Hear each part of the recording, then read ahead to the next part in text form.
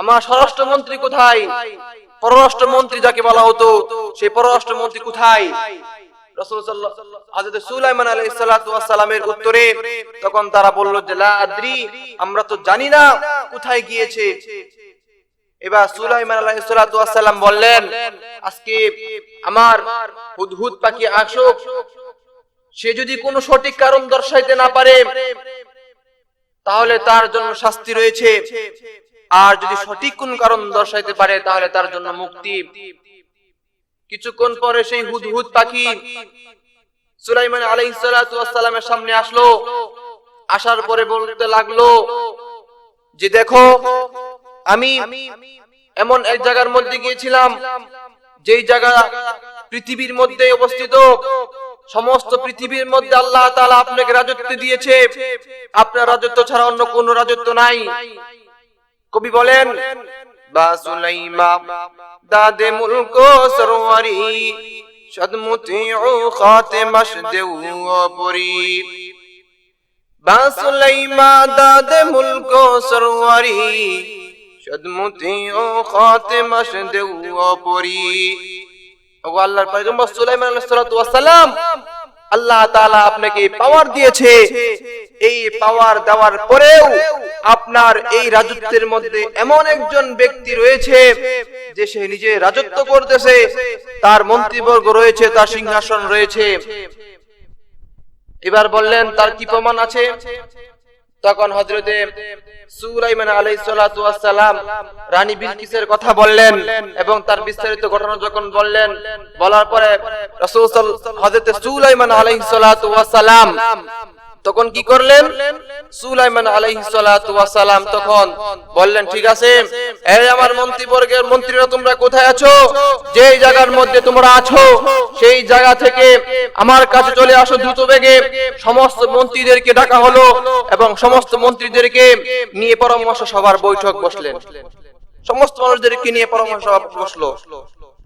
হযরতে সুলাইমান আলাইহিস সালাতু ওয়াস সালাম মন্ত্রীদেরকে ডাক দিয়ে বললেন, এই মন্ত্রী পরিষদের লোকেরা শোনো, আমার কাছে পররাষ্ট্র মন্ত্রণালয়ের মন্ত্রী এসে ঘোষণা করেছে, হুদহুদ পাখি ঘোষণা করেছে, যে ঘোষণা করেছে আমার রাজত্বের মধ্যে এমন একজন ব্যক্তি রয়েছে যে রাজত্ব করে, অথচ সে আমাকে জানায় নাই। গোটা পৃথিবী আল্লাহ তাআলা 4 জন ব্যক্তিকে রাজত্ব করার জন্য দিয়েছিল, তার মধ্যে 2 জন হলো মুসলমান, আল্লাহ তাআলার উপর ঈমান এনেছিল আস্তিক, আর 2 জন হলো বেঈমান, আল্লাহ তাআলার প্রতি ঈমান আনে নাই, নাস্তিক। তার মধ্যে একজন হলো সুলাইমান আলাইহিস সালাতু ওয়াস সালাম। আল্লাহ তাআলা যাকে সমস্ত পৃথিবীর মধ্যে রাজত্ব দিয়েছিলেন, বাদশাহী দান করেছিলেন। এবারে সুলাইমান আলাইহিস সালাতু ওয়াস সালাম বললেন, আমার এই রাজত্বের মধ্যে এত বড় হস্তক্ষেপ করার কার ক্ষমতা রয়েছে? না, তাকে তো এইভাবে ছাড় দেওয়া যায় না। অতঃপর বললেন, তোমাদের মধ্যে কে আছো যে মুহূর্তের মধ্যে ওই রানী বিলকিসরে আমার কাছে নিয়ে আসবা, এবং রানী বিলকিসরে আনবা তো আনবাই, তার যে সিংহাসন রয়েছে সেই সিংহাসনটা আমার কাছে নিয়ে আসবা। এমত অবস্থায় ঘোষণা হয়ে গেল। মন্ত্রী পরিষদ থেকে বলা হলো, ওগো আল্লাহর পয়গম্বর সুলাইমান আলাইহিস সালাতু ওয়াস সালাম, তার পূর্বে আপনি রানী বিলকিসের চিঠি পাঠান, তাকে একটা আমন্ত্রণনামা পাঠান। সে যদি স্বেচ্ছায় আপনার কাছে আসে, আর আসার পরে সে যদি নিজে নিজে আত্মসমর্পণ করে তাহলে তাকে ক্ষমা করে দিন, আর যদি স্বেচ্ছায় আপনার কাছে না আসে তাহলে তাকে ছাইরেন না। হযরতে সুলাইমান আলাইহিস সালাতু ওয়াস সালাম তখন তিনি একটা চিঠি পাঠাইলেন। চিঠি পাঠানোর পরে রানী বিলকিস চিঠি পড়ার পরে দেখলো যে সুলাইমান আলাইহিস সালাতু ওয়াস সালাম রানী বিলকিসকে চিঠি পাঠাইছে।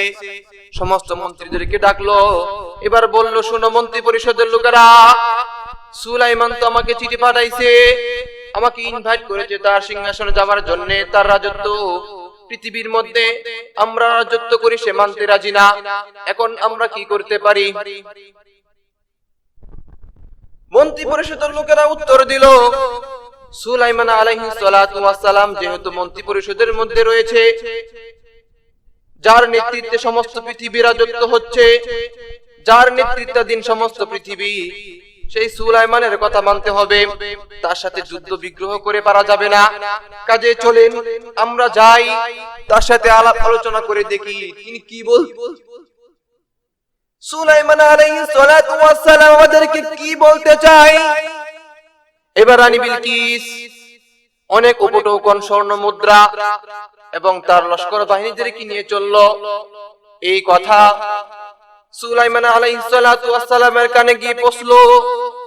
রানী বিলকিস 2 গাধার উপরে স্বর্ণ বোঝাই করে অথবা তার চেয়েও বেশি স্বর্ণকে বোঝাই করে নিয়ে আসতেছে এবং তার জন্য অনেক উপটৌকন নিয়ে আসতেছে। মুহূর্তের মধ্যে হযরত সুলাইমান আলাইহিস সালাতু ওয়াস সালাম বললেন, যেই পথ দিয়ে রানী বিলকিস আসবে সেই পথ পরিপূর্ণটা স্বর্ণ দ্বারা বাধাই করে দাও। সুলাইমান আলাইহিস সালাম বললেন, রানী বিলকিস আসতেছে, আমাকে স্বর্ণ উপটৌকন দিবে। যেই পথে রানী বিলকিস আসতেছে তার সেই পথের মধ্যে স্বর্ণের গালিচা বিছিয়ে দাও। রানী বিলকিস যখন সেই স্বর্ণের গালিচার মধ্যে এসে পা দিল, তখন তার সেই সামান্য স্বর্ণটুকু তার মনের মধ্যে সংকোচ সৃষ্টি হলো। আরে আমি স্বর্ণ নিয়ে কার কাছে আসতেছি, এই এত স্বর্ণের মালিক যে তাকে স্বর্ণ দিয়ে উপটৌকন কি করব। এবার হযরত সুলাইমান আলাইহিস সালাতু ওয়াস সালাম সমস্ত মন্ত্রী পরিষদের লোকদেরকে ডাক দিয়ে বললেন, তোমাদের মধ্যে কে এমন আছো রানী বিলকিস আমার সিংহাসনে আসার আগে, আমার কাছে আসার আগে রানী বিলকিসের যে সিংহাসনটা রয়েছে সেই সিংহাসনটা এসে আমার কাছে পেশ করবা।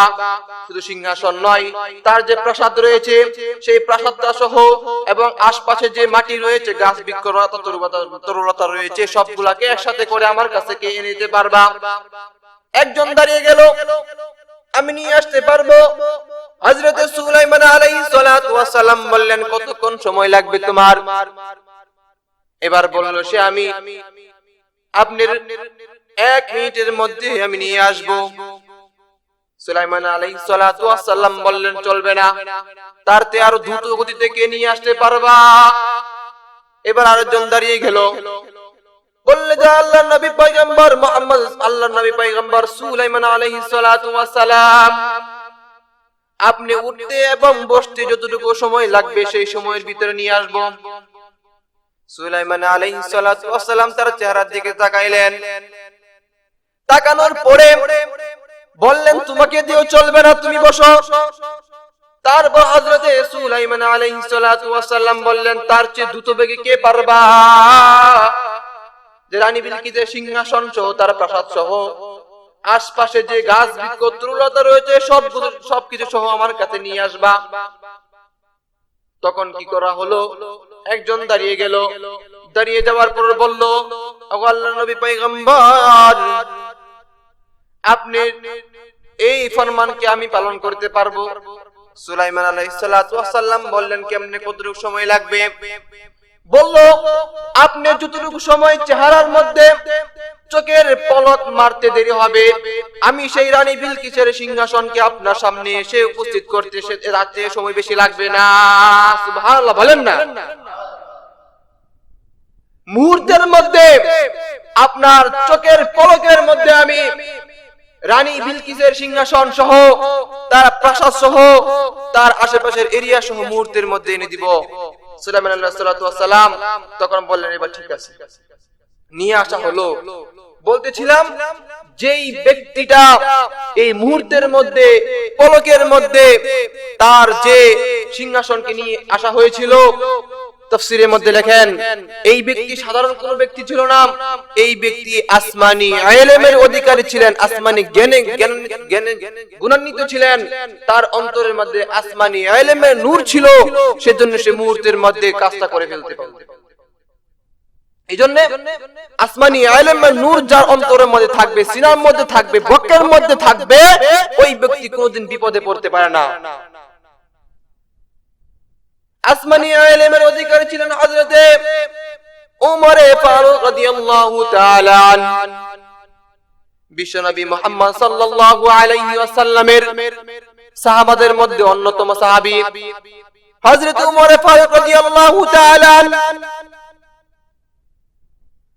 তিনার শাসন আমলের মধ্যে একটি ঘটনা উল্লেখ করা হয়েছে, যেই ঘটনাটা আমরা সকলেই জানি।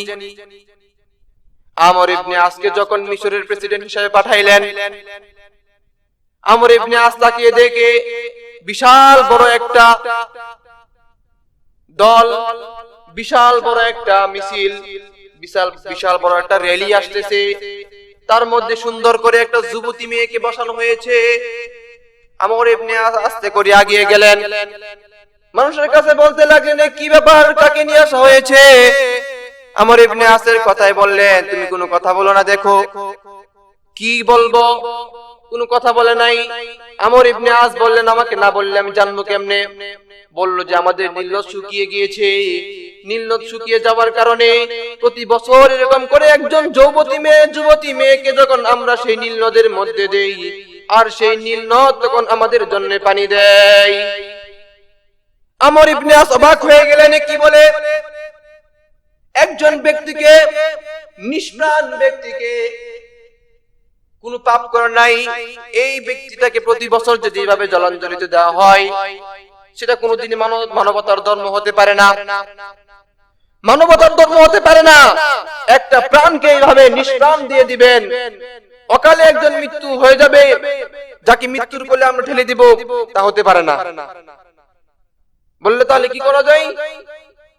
বললো যে থামো, এটা এই কাজ বন্ধ করো। কি করা যাবে? আমর ইবনে আসের কাছে চিঠি রাখলেন।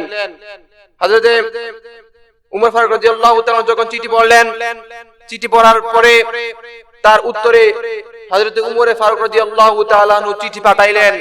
চিঠি পাঠানোর পরে নীলনদকে বললেন, হে নীলনদ, তুমি যদি আল্লাহ তাআলার হুকুমে বন্ধ হয়ে থাকো, তাহলে আমি আল্লাহ তাআলার পক্ষ থেকে বলছি তুমি জারি হয়ে যাও। আর যদি নিজের পক্ষ থেকে বন্ধ হয়ে থাকো, তাহলে তোমার মতো এমন নাপাকি এবং তোমার মতো এবং নফসের খায়সাতি ব্যক্তির দরকার নাই। অতঃপর এই চিঠি দেওয়ার পরেই আল্লাহ তাআলা সেই সমুদ্রের মধ্যে পানি দিয়ে দিয়েছিলেন। আল্লাহ তাআলার আসমানী ইলমের অধিকারী ছিলেন হযরতে উমর ফারুক রাদিয়াল্লাহু তাআলা আনহু, যার খাতিরে আল্লাহ তাআলা সমুদ্রের মধ্যে পানি দিয়ে দিয়েছিলেন। এই আসমানী ইলমের নূর যার ভিতরে থাকবে, সেই হবে কদ আফলাহাল মুমিনুন, সেই হলো মুমিন। আল্লাহ তাআলা কোরআনে কারীমের মধ্যে বলেন, কদ আফলাহাল মুমিনুন, মুমিনরা সফলকাম হয়ে গিয়েছে। আর মুমিন কারা? আল্লাযীনা ইউমিনুনা বিল গায়ব, যারা আল্লাহ তাআলার অদৃশ্যের উপর ঈমান এনেছে, আল্লাহ তাআলা সত্তার উপরে, আল্লাহ তাআলার জাতের উপরে ঈমান এনেছে, তারাই হলো মুমিন। এবার মুমিন বান্দাদের বেলায় আল্লাহ তাআলা কি বলেছেন? ইন্না আউলিয়া আল্লাহ লা খাউফুন আলাইহিম ওয়া লা হুম ইয়াহজানুন। ইন্না আউলিয়া আল্লাহ, যারা আল্লাহর ওলি রয়েছেন, আউলিয়া কেরাম রয়েছেন, আসমানী ইলমের অধিকারী রয়েছেন, তাদের কোনো কি নাই, ভয় নাই, তাদের কোনো ভীতি নাই, তাদের দিলের মধ্যে কোনো কষ্ট নাই, তাদের কোনো বিপদ আপদ মুসিবতের চিন্তা করতে হয় না। তাদের মধ্যে থেকে আমরা জানি মাইনুদ্দিন চিশতি রাহমাতুল্লাহি আলাইহি তদানীন্তন সময়ের মধ্যে সবচেয়ে বড় আসমানী ইলমের অধিকারী ছিলেন। আল্লাহ তাআলা তিনাকে পাওয়ার দিয়েছিলেন। কেমন পাওয়ার? মাইনুদ্দিন চিশতি রাহমাতুল্লাহি আলাইহি যখন পথ দিয়ে যাচ্ছিলেন, গাছের ডালে বসা ছিল এক পাখি। পাখিটাকে যখন তিনি যাচ্ছিলেন, তো গাছের ডালে যে পাখি বসা ছিল, সেই পাখি বিষটা ছেড়ে দিয়েছে। অর্থাৎ মাইনুদ্দিন চিশতি রাহমাতুল্লাহি আলাইহির উপরে এই পাখির বিষটা ছেড়ে দিয়েছে। আর মাইনুদ্দিনের গায়ে যখন সেই পাখির বিষটা পড়লো, মাইনুদ্দিন রাহমাতুল্লাহি আলাইহি ক্ষেপে গেলেন। আর ক্ষেপে গিয়ে তিনি ক্রুদ্ধত অবস্থায় ওই পাখির দিকে তাকিয়েছিলেন, আর সাথে সাথে সেই পাখিটা জ্বলে পুড়ে ভস্ম হয়ে গিয়েছিল। কিছুদিন পর মাইনুদ্দিন চিশতি রাহমাতুল্লাহি আলাইহি এই পথ দিয়ে আবার যাচ্ছে। কিছু দূর যাওয়ার পরে দেখতে পেল সন্ধ্যা গনিয়ে আসলো, মাগরিবের নামাজের সময় চলে যায়। হযরতে মাইনুদ্দিন চিশতি রাহমাতুল্লাহি আলাইহি এক বাড়িতে যেয়ে বললেন, বাড়িতে কে আছেন, আমাকে একটু পানি দেন, আমি ওযু করব এবং মাগরিবের নামাজ আদায় করব। মাইনুদ্দিন চিশতি রাহমাতুল্লাহি আলাইহি এভাবে যখন একবার ডাক দিলেন কোনো উত্তর আসে নাই, দ্বিতীয়বার আবার ডাক দিলেন কোনো জবাব আসে নাই, তৃতীয়বার আবার ডাক দিলেন কোনো সাড়া শব্দ আসে নাই। চতুর্থবার তিনি রাগ হলেন যে বাড়ির মধ্যে কি কেউ মানুষ নেই নাকি, আমার নামাজের সময় চলে যাচ্ছে, ও আমাকে এক ফোঁটা পানি দিচ্ছে না, এক বদনা এক লোটা পানি দিচ্ছে না, আমাকে এক লোটা পানি দাও হোক, আমি ওযু করে নামাজ পড়ব। বাড়ির ভিতর থেকে মহিলার কণ্ঠে একটা আওয়াজ আসলো, এই মাইনুদ্দিন, আস্তে করে কথা বলো, এটা তোমার পাখি মারার মতো পাও নাই যে পথ দিয়ে হাঁটতেছো, পাখি তোমার উপরে বিষ্ঠা ছেড়ে দিয়েছে আর তুমি পাখির দিকে অমন করে তাকাইলা আর সেই পাখি জ্বলে পড়ে ছারখার হয়ে গেল, এটা আমার বাড়ি। আস্তে করে মাথা নিচু করে কথা বলো, আওয়াজ নিচু করো। উনার দিলের মধ্যে অবাক হয়ে গেলেন, কি কারবার, আমি কতদিন পূর্বে এই ঘটনা ঘটেছে সেটা তো পৃথিবীর অন্য কেউ জানার কথা না, সেই ঘরে থেকে মহিলা কিভাবে তিনি জানতে পারলেন এত ঘটনা? মাইনুদ্দিন চিশতি রাহমাতুল্লাহি আলাইহি তিনার দিলের মধ্যে কৌতূহল জেগে গেল, এই ঘটনার উদ্ধৃতি তিনি জানতে চান, এই ঘটনা কিভাবে ওই মহিলা জানেন। আর এই মহিলাকে এবার বলতেছে, দাঁড়াও, তুমি একটু অপেক্ষা করো, আমার নামাজ শেষ হয়ে গিয়েছে।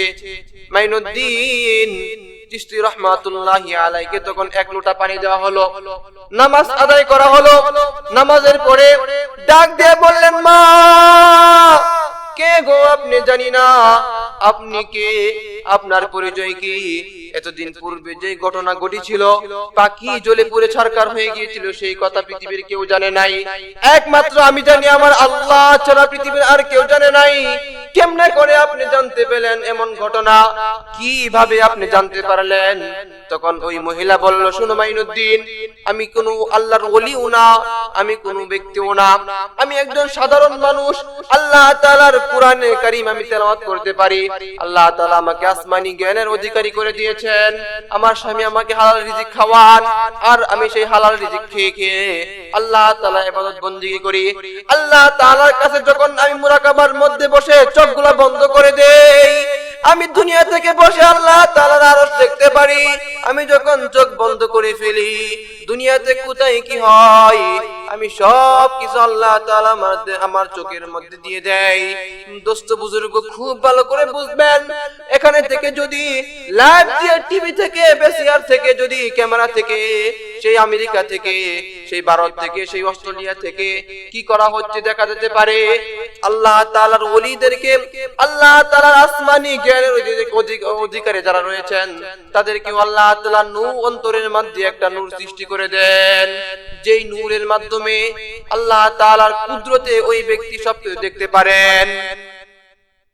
আসমানি ইলমের অধিকারী ছিল হযরত হাফিজ হুজুর রাহমাতুল্লাহি আলাইহি। আল্লাহু আকবার, আল্লাহু আকবার। মুহাম্মদুল্লাহ হাফিজ হুজুর রাহমাতুল্লাহি আলাইহি আসমানি ইলমের অধিকারী ছিলেন।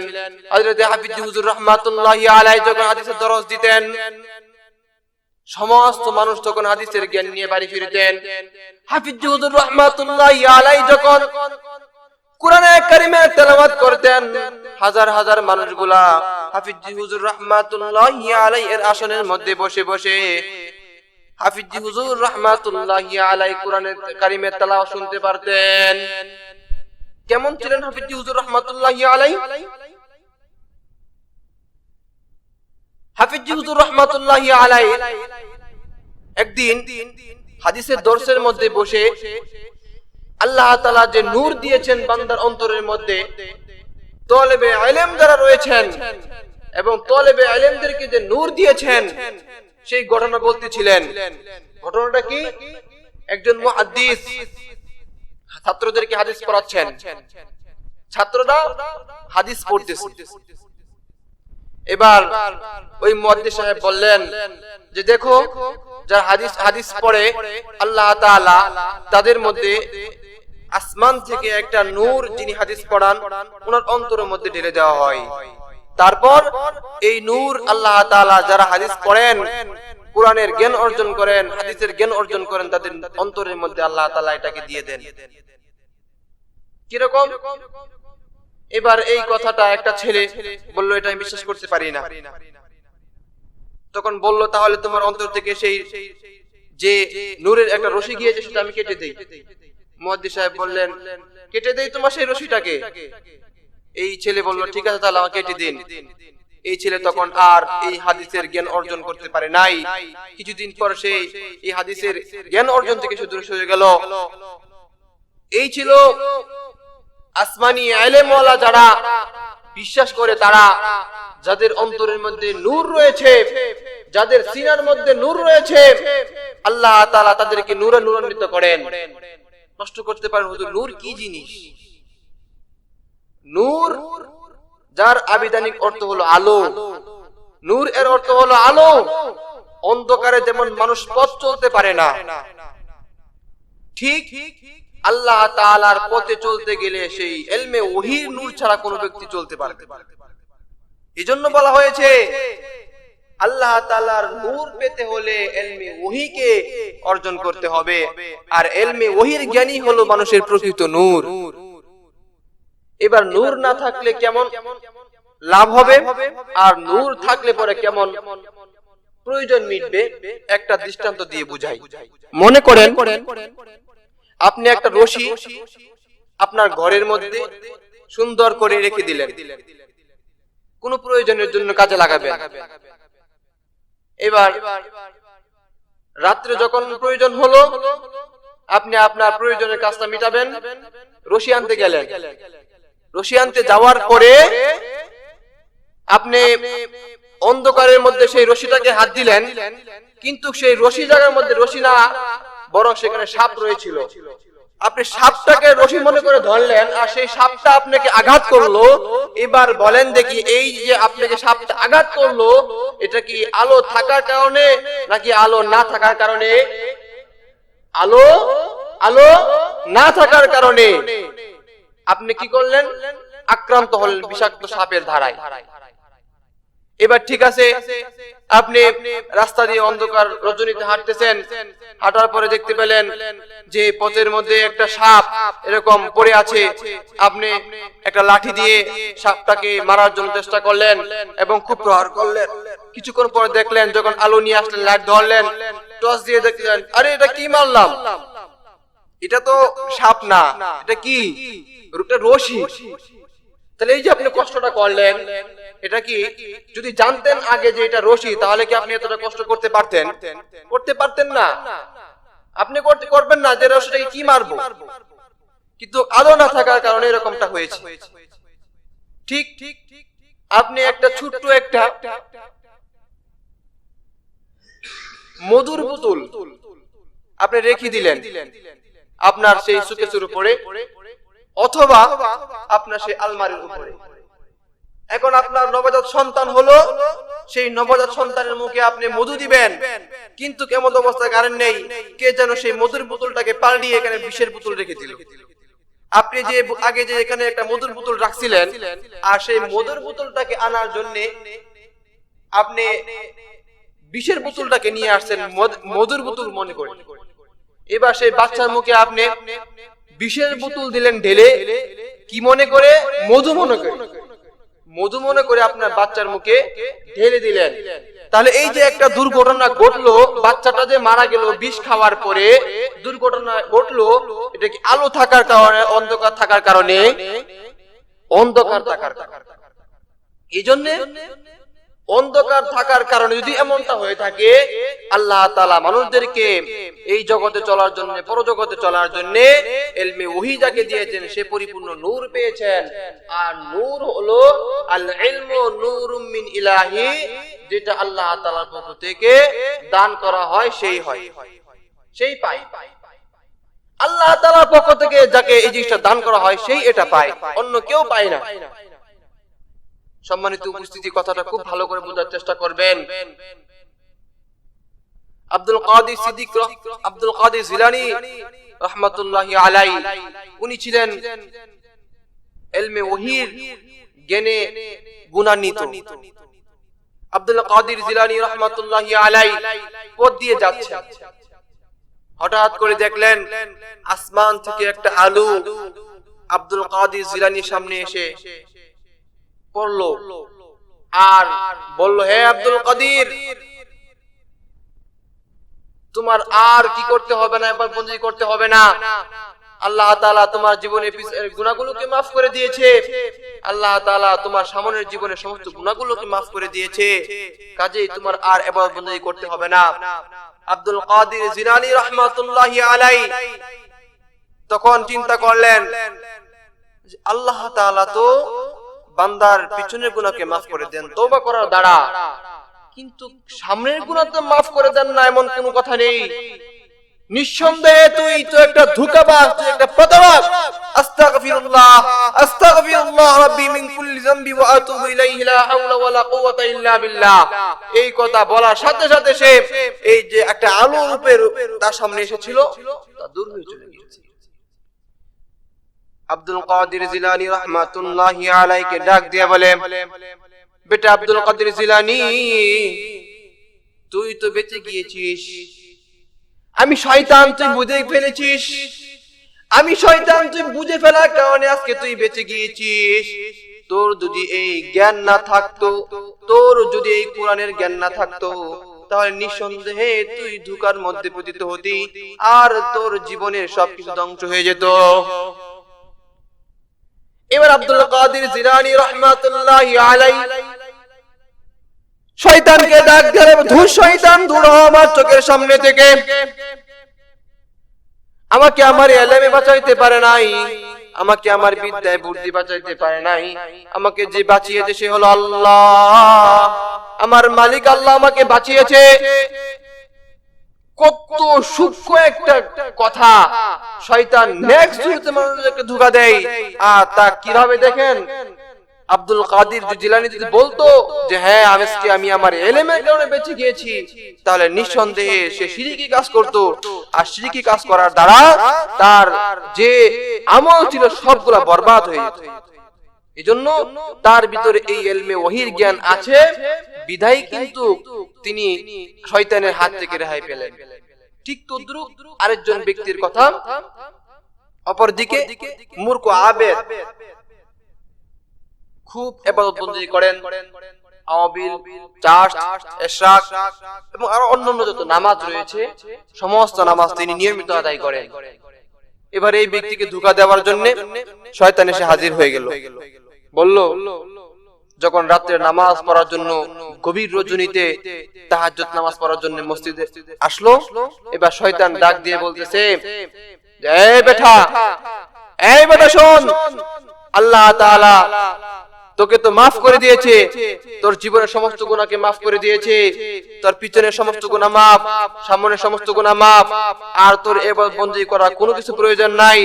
আমি আল্লাহ তাআলার পক্ষ থেকে বার্তা বাহক, তোর জন্য বার্তা নিয়ে এসেছি, তুই যা, বাড়ি চলে যা।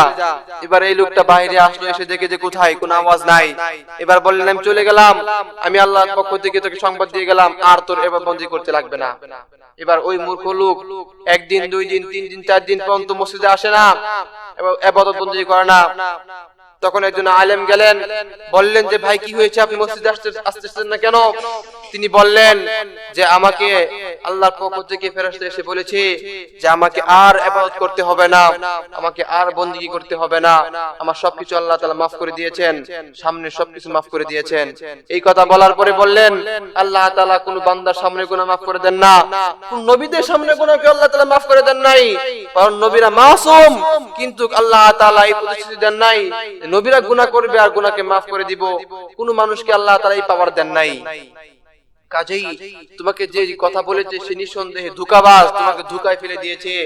এবার সে আলেমের কথা মানে নাই, না মানার পরে যখন আবার শয়তান পরদিন আসলো, আসার পরে বলছে যে আমি আল্লাহ তাআলা একটা সুন্দর একটা আলো তার সামনে আসলো, আসার পরে বলতেছে যে আল্লাহর বান্দা, আমি আল্লাহ তাআলার পক্ষ থেকে তোর কাছে এসেছি, তুই কি চাস?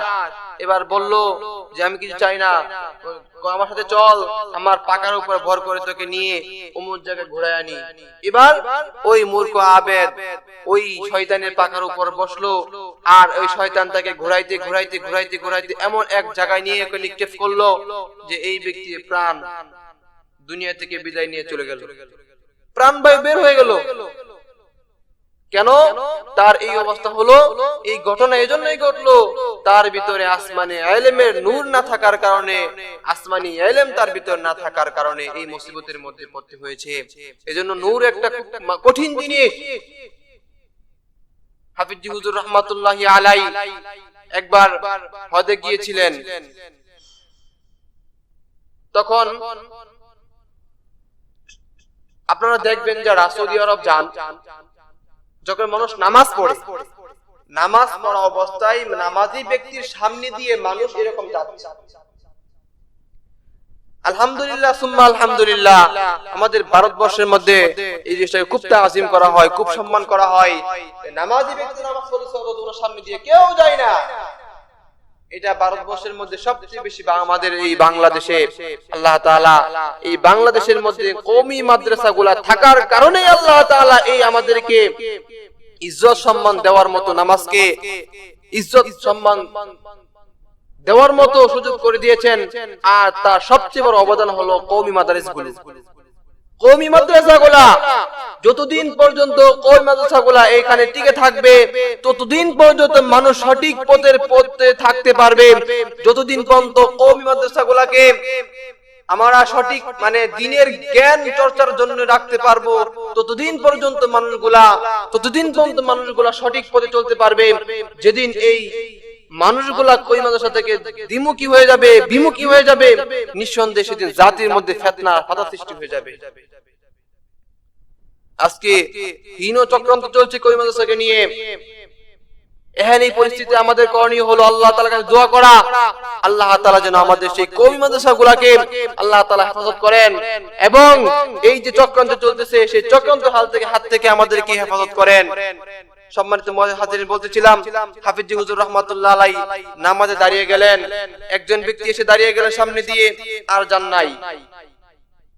নামাজের পর একজন ব্যক্তি প্রশ্ন করলো, ভাই আপনি নামাজ দিয়ে সামনে দিয়ে যাচ্ছেন না, আমাদের কেন যেতে দিলেন না? তিনি বললেন, আমি দেখতে পেলাম যে আল্লাহ তাআলার পক্ষ থেকে একটা নূর এই কাবাতুল্লাহর মধ্যে এসে পড়তেছে, আর এই কাবাতুল্লাহ থেকে এই ব্যক্তির অন্তরের মধ্যে আর কাবাতুল্লাহর মধ্যে একটা সম্পর্ক সৃষ্টি হয়ে গিয়েছে। আমি কি করে এই নূরটাকে ছেদ করে যাই? এজন্য আমি দাঁড়িয়ে গেলাম। খবরদার তোমরা যেতে পারবে না, দাঁড়িয়ে থাকো। তখন এই ব্যক্তি নিজেও দাঁড়িয়ে গেলেন এবং অন্যান্য ব্যক্তিদেরকেও তা বিরত রাখলেন। এটা হলো আল্লাহ তাআলার পক্ষ থেকে নূর। কেমন নূর? আমরা জানি যে রশিদ আহমদ গঙ্গোহী রাহমাতুল্লাহি আলাইহি ওনার জীবনে আমি ওদিন পড়লাম, দেখতে পেলাম রশিদ আহমদ গঙ্গোহী রাহমাতুল্লাহি আলাইহি এর সমসাময়িক ছাত্র ছিল, তার দুইজন ছাত্র, খুব মেধাতীক্ষ্ণ জ্ঞানের অধিকারী দুইজন ছাত্র। এবার তখন সময়ের মধ্যে সবচেয়ে বড় যিনি ইলমে তাসাউফের জ্ঞানের অধিকারী ছিলেন, তিনি হলেন আশরাফ আলী থানভী রাহমাতুল্লাহি আলাইহি। আশরাফ আলী থানভী রাহমাতুল্লাহি আলাইহি শেখ রশিদ আহমদ গঙ্গোহী রাহমাতুল্লাহি আলাইহি যেই মাদ্রাসার মধ্যে পড়তেন, সেই মাদ্রাসার মধ্যে মাসে একদিন আসতেন এবং তাদেরকে ইলমে তাসাউফের কিছু আলোচনা করে শোনাইতেন। এবার তার যে বন্ধু ছিল প্রায় বলতো যে, রশিদ আজকে তোর উস্তাদ আসতেছে, আজকে আমাদের ক্লাসটাই মাটি দিল রে, আজকে আমাদের ক্লাসটাই মাটি হবে। তোর সেই হুজুর আসতেছে, তার ভিতরে একটা যে অন্যরকম তাকাব্বুরি ছিল। কিছুদিন পর যখন তাদের লেখাপড়া শেষ হয়ে গেল, ফারেক হয়ে গেলেন, তখন রশিদ আহমদ গঙ্গোহী রাহমাতুল্লাহি আলাইহি আশরাফ আলী থানভী রাহমাতুল্লাহের খানকার মধ্যে সময় কাটাতে লাগলেন। তার বন্ধুর সাথে সাক্ষাৎ হয়, প্রতিদিন সাক্ষাৎ হয়। তার বন্ধুকে দাওয়াত দেয় যে, বন্ধু চলো একদিন আমার যে উস্তাদ, আমার যে শেখ আশরাফ আলী থানভী রাহমাতুল্লাহি আছেন, ওনার কাছে যাই, ওনার খানকায় যাই। এভাবে প্রায় দিন পিরাপিরি করা হয়, কিন্তু রশিদ আহমদ গঙ্গোহী রহমাতুল্লাহি আলাইহি ওনার কথাটাকে উনি মানতেন।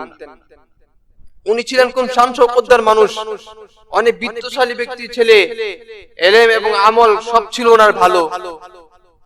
অনেক পিরাপিরির পরে একদিন তিনি রাজি হলেন, ঠিক আছে রশিদ আমি যাব তো উস্তাদের কাছে। তো গেলেন, যাওয়ার পরে রশিদ আহমদ গঙ্গোহী রহমাতুল্লাহি আলাইহি আশরাফ আলী থানভী রহমাতুল্লাহর কাছে নিয়ে গেলেন। এদিক দিয়ে এক ঘটনা ঘটে গেল। কি ঘটনা ঘটলো?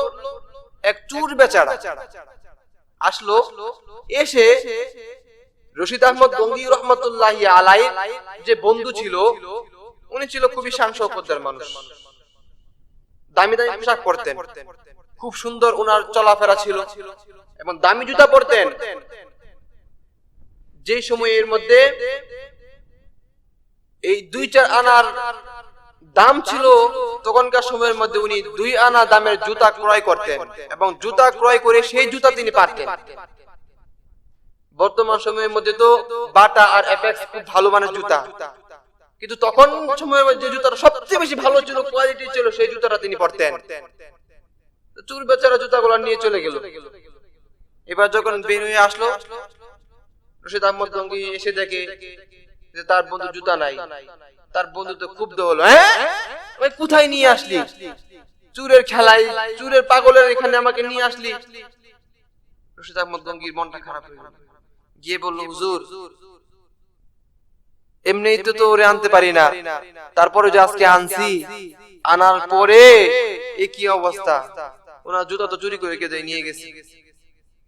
তখন আশরাফ আলী থানভী রহমাতুল্লাহি আলাইহি ওনারা তো কাশফ খোলা মানুষ ছিল, আল্লাহ তাআলা ওনাদেরকে অন্তরের মধ্যে ইলমে নূর দিয়েছিল। তখন তিনি বললেন, যাও যে দেখো অমুক দোকানের মধ্যে, অমুক জায়গার মধ্যে, অমুক অবস্থার মধ্যে অমন একজন ব্যক্তি এই জায়গার মধ্যে ও জুতাগুলা পায়ে দিয়ে বসে আছে, যাও।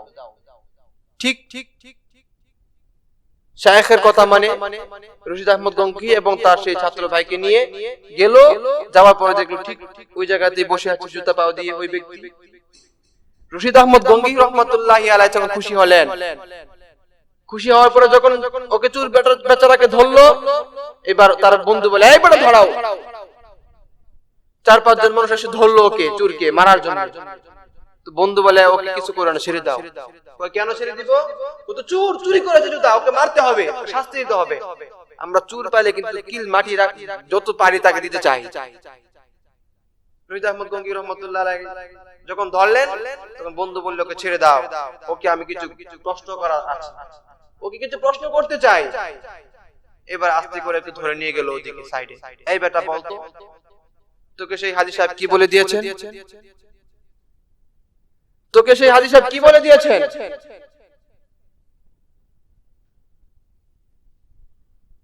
আমি যে কথাটা বলতেছিলাম, উনি আশরাফ আলী থানভী রহমাতুল্লাহি আলাইহি নাই, বরং তিনি হাজী আহমদুল্লাহ মুহাজির মক্কি রহমাতুল্লাহির কথা বলতেছিলাম। আমার স্মৃতি থেকে উঠে গিয়েছিল, সম্মানিত উপস্থিতি। তো হাজী আহমদুল্লাহ মুহাজির বল যে ওই হাজী সাহেব তো কি বলেছে? কোন হাজী সাহেব? কই যে খানকায় যে হাজী সাহেব থাকেন, পিসাব হুজুর। কোন পিসাব হুজুর? কই যে পিসাব হুজুর খানকায় থাকে? আমি কোন পিসাব মিশক চিনি না। হাজী সাহেবকে চিনিস না? কোন আমি তো হাজী সাহেবকে চিনি না। কি বলছ তুই? হ্যাঁ আমি কোন চিনি না। তাহলে তুই জুতা চুরি করলি কেমনে? কেন চুরি করলি? ভাই দেখেন, আপনি যেদিন ওই দোকান থেকে জুতা ক্রয় করেছিলেন, অমুক বাজারের অমুক দোকান থেকে, ওদিন আমার মনের মধ্যে আপনার জুতার প্রতি লোভ আসলো যে এত দামি জুতা কেউ কিনতে পারে নাই, এত দামি জুতা কারো পায়ে পড়ে নাই, আপনি কিনতেছেন। সেদিন থেকে আমি সুযোগের অপেক্ষায় ছিলাম যে আপনি কবে আপনি জুতাগুলা রাখবেন, আমি চুরি করব।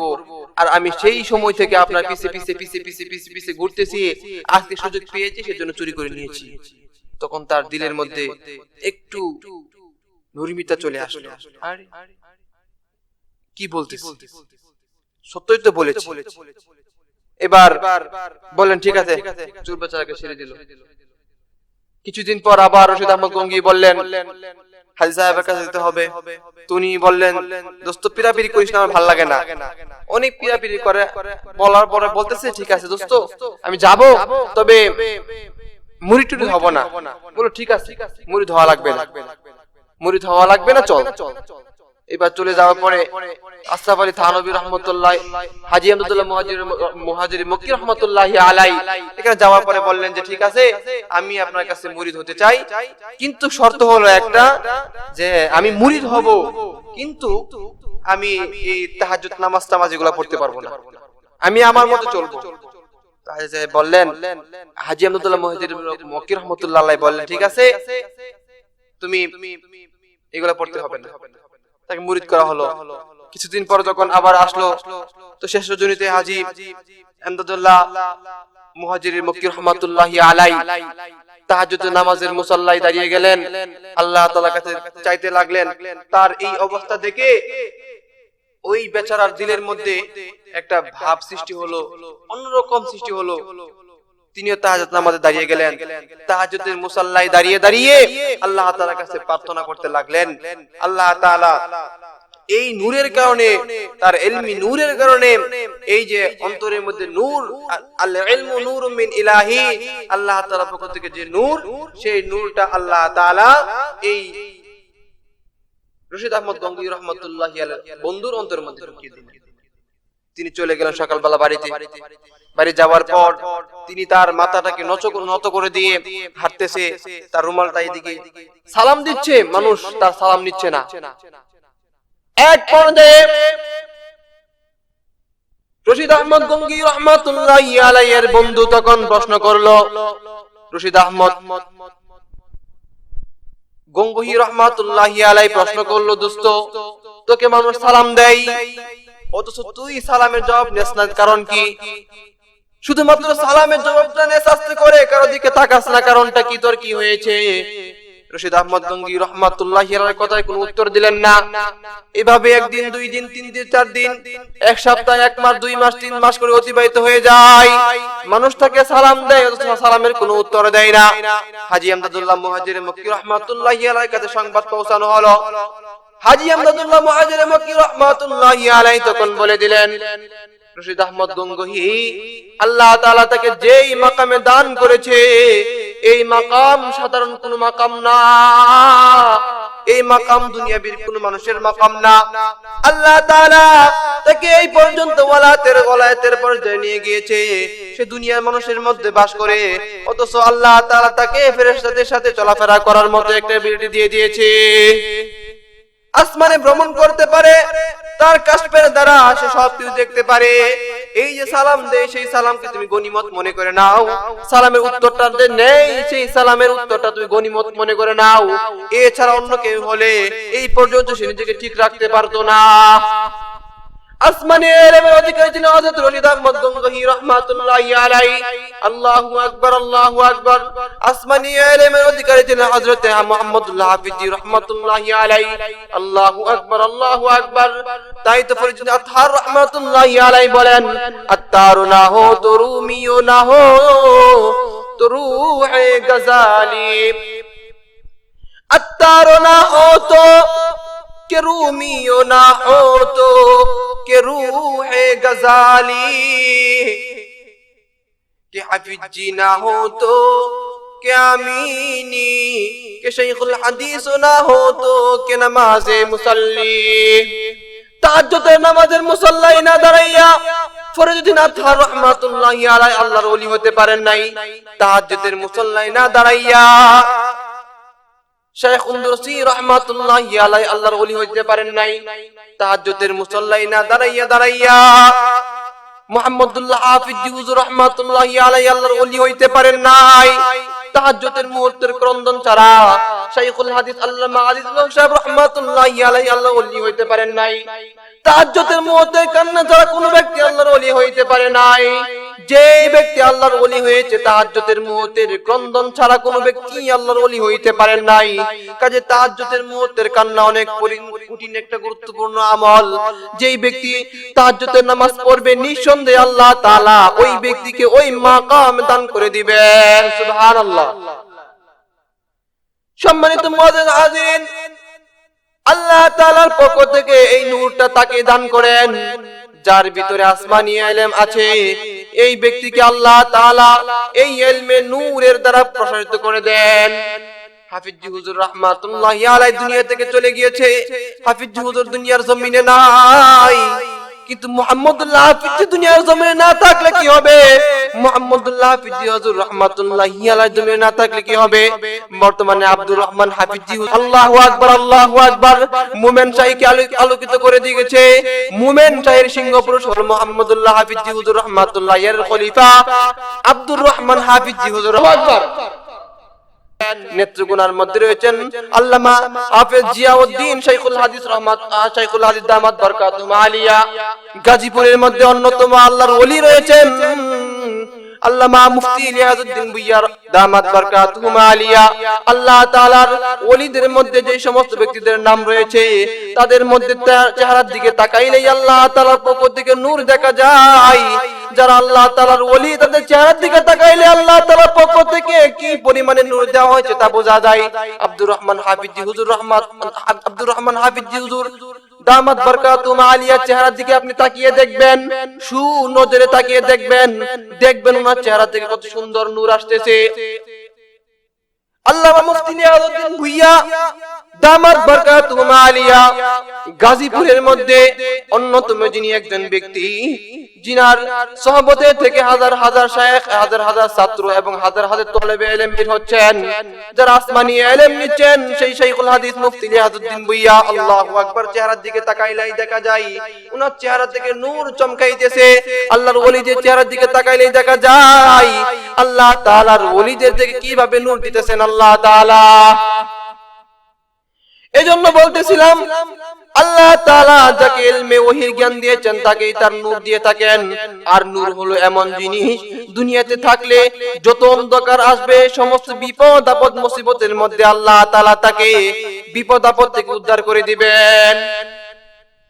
জৈনব বুজুর্গ, উনার কাছে তদানীন্তন সময়ের লোকেরা চলে আসলো। আসার পরে বলতেছে যে আল্লাহর ওলি, আপনার কাছে আসলাম, আমাদেরকে তো আপনি আল্লাহর কাছে দোয়া করেন আমাদের জন্য। আমাদের তো দীর্ঘদিন পর্যন্ত আমাদের এলাকাতে বৃষ্টি হচ্ছে না, আর মরুভূমির মতো এলাকা শুকিয়ে গেছে। আর কিছুদিন যদি যায়, এমন অবস্থায় বৃষ্টি না হয়, তাহলে আমরা দেশ থাকতে পারবো না, আমাদের গ্রাম ছেড়ে চলে যেতে হবে। আল্লাহর ওলি বললেন, আল্লাহ আল্লাহ। মাথার মধ্যে রুমালটা ছিল, উনি এরকম টান দিয়ে নিয়ে আসলেন, বললেন যে নাও, আমার রুমালটাকে একটু ভিজিয়ে রোদ্রের মধ্যে লেড়ে দাও। তো ওনার কথা কি মানা হলো? রুমালটাকে ভিজিয়ে তিনি রোদ্রের মধ্যে লাড়লেন। নাড়ার পরে কি দেখা গেল? আকাশ থেকে ঝড় ঝড়ে বৃষ্টি শুরু হতে লাগলো। মানুষ তো অবাক হয়ে গেল, আরে একই কাইকার। হুজুরকে প্রশ্ন করলেন, হুজুর বুঝতে পারলাম না। তখন হুজুর বললেন যে আল্লাহর সাথে আমার সম্পর্কটা এখন কি নাই, আগের মতো নাই। আমার প্রয়োজন ছিল রুমালটা শুকানোর, এখন প্রয়োজন, আর আমি ধুয়ে শুকানোর জন্য দিয়েছিলাম। আর আল্লাহ তাআলা বৃষ্টি দিয়ে কি করলেন? রুমালটাকে ভিজিয়ে দিলেন। আল্লাহ তাআলা আমার সাথে রাগ করে রুমাল ভিজিয়ে দিয়েছে। আল্লাহ তাআলা তো বৃষ্টি বর্ষণ করা দ্বারা তোমাদের লাভ হয়ে গেছে। কি কেরামতি! আল্লাহু আকবার। আল্লাহর ওলিদের। আমরা বেহেশতে যাওয়ার নামক একটা কিতাব পড়েছি, সেই কিতাবের মধ্যে একটি ঘটনা রয়েছে। জৈনক ব্যক্তি পথ দিয়ে যাচ্ছে, হঠাৎ করে আকাশের থেকে আওয়াজ আসলো, অমুক ব্যক্তির জমিনের মধ্যে পানি দাও। এই কথা বলার পরে আকাশের থেকে আওয়াজটা যখন শুনতে পেল, আকাশটা বাতাসের মধ্যে ভেসে যায়। ওই ব্যক্তির কানের মধ্যে আকাশটা, এই আওয়াজটা যখন চলে আসলো, অমুক ব্যক্তি দাঁড়িয়ে গেলেন, আকাশের দিকে তাকিয়ে রইলেন। কিছুক্ষণের মধ্যে দেখতে পেল আকাশের মধ্যে 7 এসে একসাথে হয়ে যায়। মেঘ মালাগুলো আস্তে আস্তে করে পাহাড়ের একটা চূড়ায় চলে যায়। কিছুক্ষণের মধ্যে পাহাড় থেকে বৃষ্টি হচ্ছে, আসমান থেকে বৃষ্টি হয়ে পাহাড় বেয়ে বেয়ে পানি আসতেছে।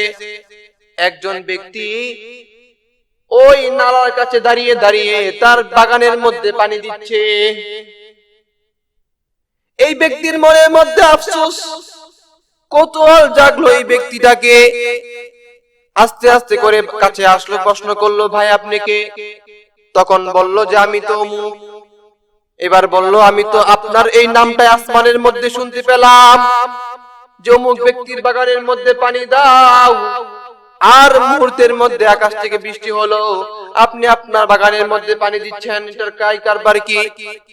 কি এমন ঘটনা আল্লাহ তাআলাকে কিভাবে রাজি খুশি করেছেন যে কারণে আপনার কথা আল্লাহ তাআলা এইভাবে তাৎক্ষণিকভাবে আল্লাহ তাআলা বৃষ্টি দিয়ে দেয়? এবার ওই ব্যক্তি বলেছিল যেই কথাটা, সেই কথাটা খুব ভালো করে বোঝার চেষ্টা করবেন। তিনি বলেছিলেন যে দেখো, আমি তিনটা কাজ করি। এক নাম্বার কাজ হলো, এই যে বাগানে যত রকমের ফসল এবং যত রকমের ফলাদি রয়েছে, এটাকে আমি তিনটা ভাগে ভাগ করি। একটা ভাগ আমার নিজের জন্য রাখি, একটা ভাগ আমি আমার বাগানের জন্য ব্যয় করি, আর একটা ভাগ আমি আল্লাহর রাস্তায় ব্যয় করে দেই। আর আমি এইভাবে নিয়মিত আমল করার কারণে আমার যখনই বাগানে পানি প্রয়োজন হয়, আল্লাহ তাআলার কাছে বলার সাথে সাথে আল্লাহ তাআলা আমার বাগানের মধ্যে পানি দিয়ে দেন। এই হলো আল্লাহ তাআলার সাথে সম্পর্ক যখন হয়ে যাবে, বান্দা আল্লাহর কাছে যা চাবে আল্লাহ তাআলা সেই বান্দাকে তাই দিয়ে দিবে। আমরা যদি আল্লাহ তাআলার সাথে ঠিক ওই রকম ভাবে সম্পর্কটা জুড়ে নিতে পারি, নিঃসন্দেহে আমাদের জীবন সফল হয়ে যাবে। সিলেটের সেই গফরপুরি সাহেব হুজুর রাহমাতুল্লাহি আলাইহি, ওনার জীবদ্দশার মধ্যে তিনি যেই ঘটনা আমরা শুনেছি আমাদের উস্তাদের মুখ থেকে, তিনি রাস্তা দিয়ে যাচ্ছেন, ঠিক ওই মুহূর্তে হরতাল অবরোধ ছিল, আর থাকা অবস্থায় রাস্তার মধ্যে যখন আগুন দেওয়া হলো, এবার সমস্ত র‍্যাব ওনাকে আটকিয়ে দেওয়া হলো, হুজুর সামনে যেন না, সামনে তো সমস্যা হয়েছে, রাস্তার মধ্যে দুর্বৃত্তরা আগুন দিয়েছে, আপনি গাড়ি নিয়ে যেতে পারবেন না। গফরপুরি রহমাতুল্লাহি আলাইহি উনি বললেন, আমাকে একটু যেতে দাও। তো রব বললেন, আরে বুড়া হুজুর, আপনি তো যাবেন, তো আগুন সামনে গিয়ে দেখে আবার ঘুরে আসতেই হবে আপনাকে। টিটকারি করে বললে, এই হুজুর যেতে। এবার হুজুর সামনে দিয়ে আগালেন, আল্লাহু আকবার, আল্লাহু আকবার। যখন উনি গাড়িটাকে চালাতে লাগলেন, ড্রাইভারকে বলে, ড্রাইভার বিসমিল্লাহ বলে আগুনের মাঝখান দিয়ে গাড়িটা চালিয়ে নিয়ে যাও। আস্তে করে তিনি গাড়ি যখন ঢুকাতেছেন, আস্তে আস্তে করে আগুনটা ঠিক করে সরে গেলেন। যখন গাড়ি চলে গিয়েছে, আবার আগুন সে আগের মতো প্রজ্বলিত হয়েছে। এজন্য কবি বলেন, মুসার মতো ঈমান হলে সাগর জলে রাস্তা খুলে, ঈসার মতো ঈমান হলে আল্লাহর সাথে সাক্ষাৎ করে,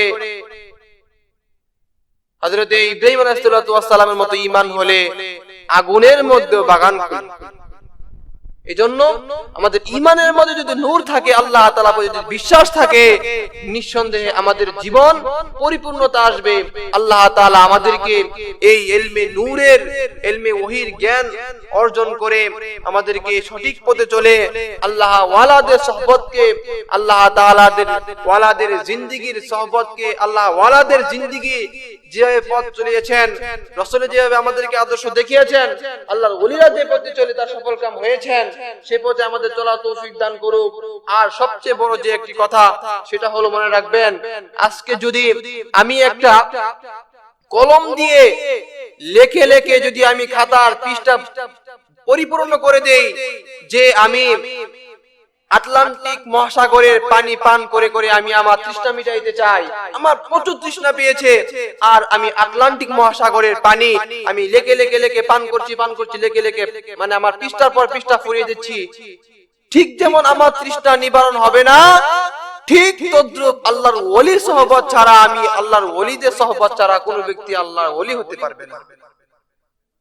এজন্য আমাদের আল্লাহর ওলিদের সহবতে যেতে হবে, আল্লাহর ওলিদের কামেল ওলিদের কাছ থেকে আসমানি ইলম অর্জন করতে হবে, আর আসমানি ইলম অর্জন করে আল্লাহ তাআলার পক্ষ থেকে নূর অর্জন করতে হবে, আর সেই নূরের মাধ্যমে আল্লাহ তাআলা আমাদেরকে সঠিক পথ দেখাবেন, অন্ধকার থেকে আলোর পথ দেখাবেন। আল্লাহ তাআলা আমাদেরকে অন্ধকার থেকে আলোর পথ দেখিয়ে এই জগতে এবং পরজগতে সফলতা এবং মুক্তি এবং কামিয়াবির তৌফিক দান করুন। ওয়া মা তাওফীকি ইল্লা বিল্লাহ। আসসালামু আলাইকুম ওয়া রাহমাতুল্লাহি ওয়া বারাকাতুহু। Hey there. Subscribe to my channel. And also press this bell icon, so you never miss any new updates, cause whenever we upload new video you will get a notification on your phone.